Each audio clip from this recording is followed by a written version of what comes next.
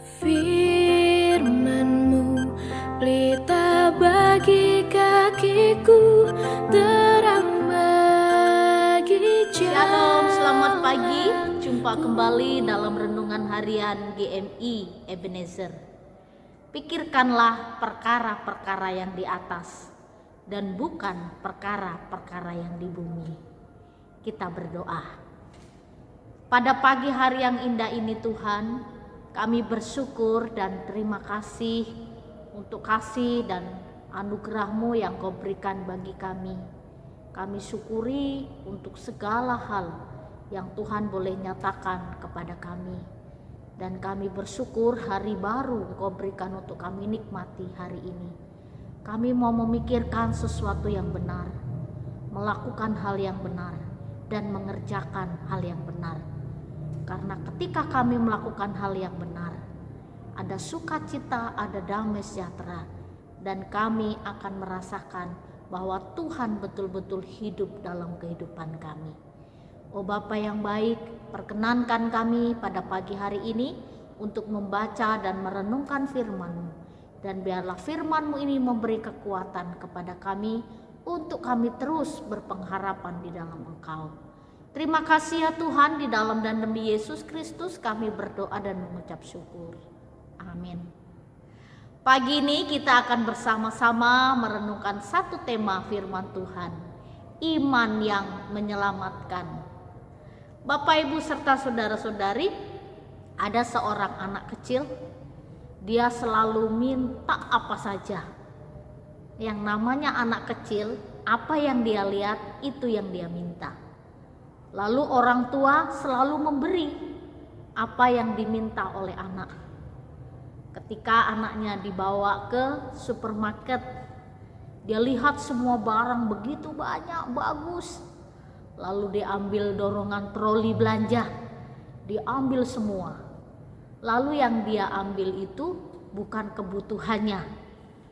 Lalu orang tua katakan, ini tidak boleh diambil karena ini bukan kebutuhanmu, ini untuk orang yang sudah besar. Lalu sang anak betul-betul mau barang itu. Lalu dia merengek-rengek, mamanya katakan, "Nggak usah beli yang ini, karena ini tidak bisa kau pakai. Nanti sudah besar baru kita beli." Tapi dia tetap merengek-rengek. Dia terus meminta supaya mamanya belikan barang itu. Mamanya juga berkeras tidak, karena barang itu belum waktunya. Lalu sang anak menangis. Menangis dia, teriak-teriak. Sampai satu mall kedengaran suara dia. Dia ngamuk, dia guling-guling di tanah. Awalnya sih jalan di tempat, lama-lama gak dikasih dia guling-guling. Lalu paniklah orang tua. Waduh, ini anak histeris meminta barang itu. Padahal itu sesuatu yang gak dia butuhkan. Supaya karena orang tuanya malu dengan orang-orang di sekitar di mall itu, lalu dikasihlah. Sesudah dibeli, dikasih, diamlah anak itu, tidak menangis dan histeris lagi. Bapak, Ibu, serta saudara-saudari, ini satu cerita yang mengandung arti, kalau kita bisa artikan apa saja.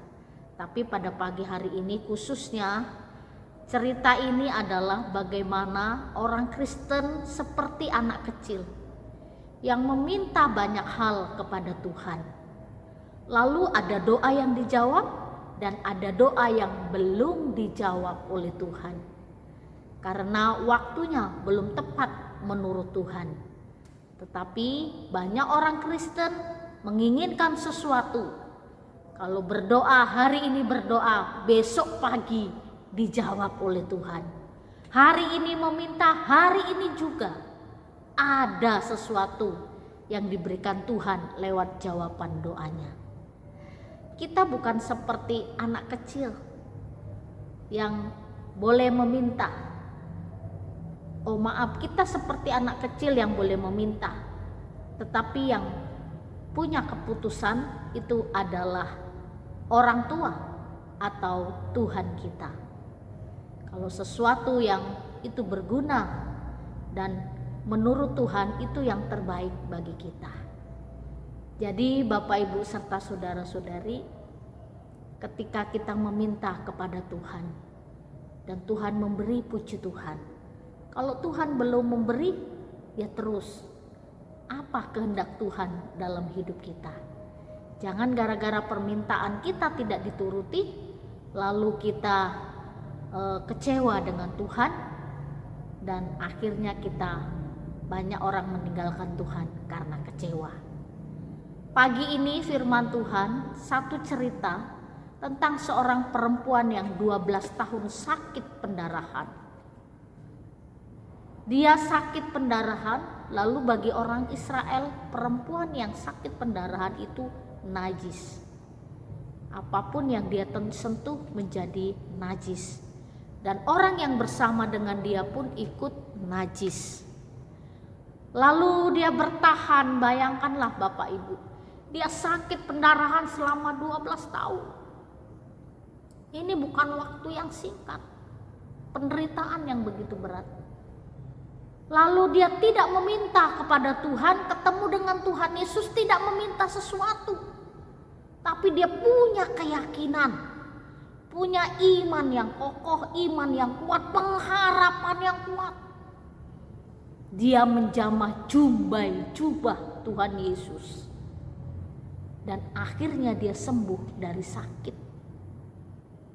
Bapak Ibu serta saudara-saudari, ketika orang punya pergumulan, persoalan yang semakin dekat dengan Tuhan, maka kita akan memperoleh kekuatan.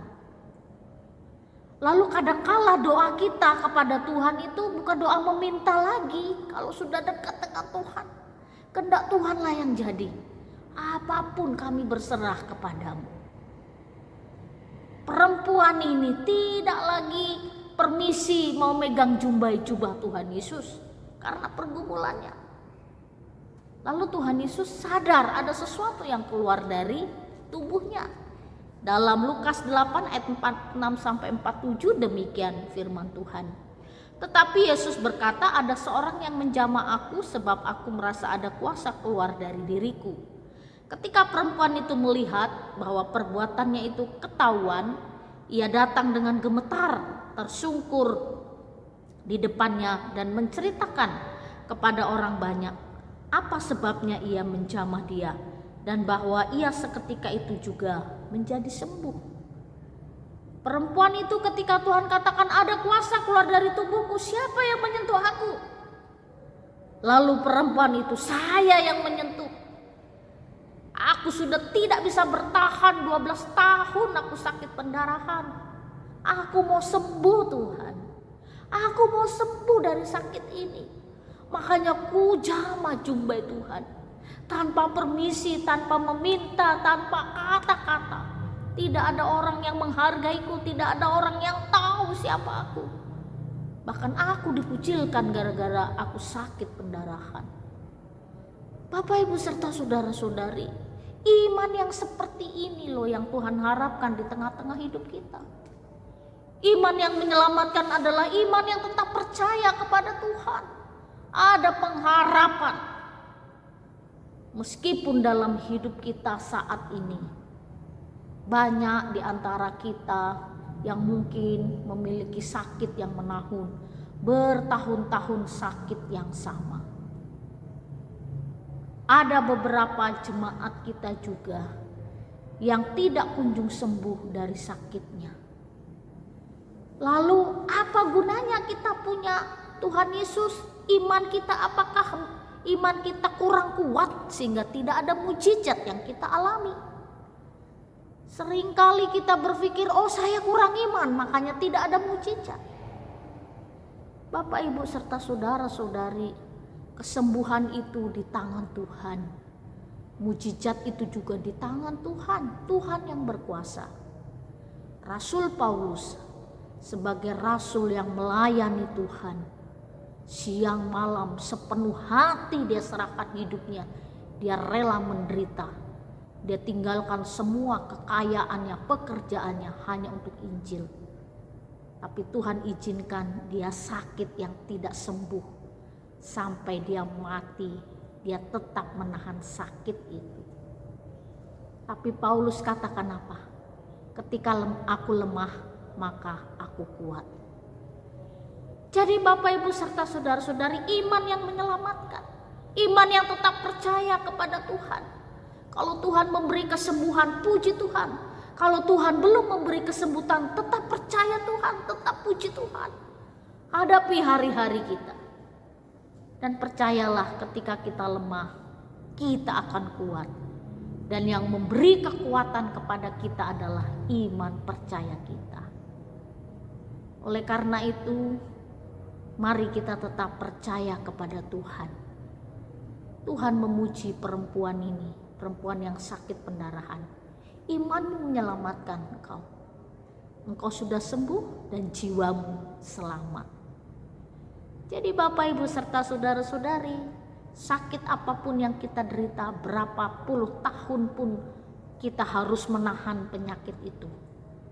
Tahanlah dengan sukacita, karena fisik kita akan kita tinggalkan. Dan Tuhan memberi kehidupan yang lebih baik. Jiwa kita akan selamat. Oleh karena itu, mari kita pikirkan perkara-perkara yang di atas daripada perkara-perkara yang di bumi ini. Tetap percaya kepada Tuhan, beriman kepada Tuhan. Kiranya Tuhan menolong kita. Mari kita berdoa. Kami bersyukur karena Tuhan mengingatkan kepada kami untuk kami tetap percaya dan memiliki iman yang sungguh di dalam Engkau. Tuhan, karena iman kami mampu bertahan, dan karena iman percaya kami selalu memiliki pengharapan. Terima kasih Bapa, di dalam dan demi Yesus Kristus kami berdoa dan mengucap syukur. Amin. Selamat pagi, Tuhan Yesus. Aku takut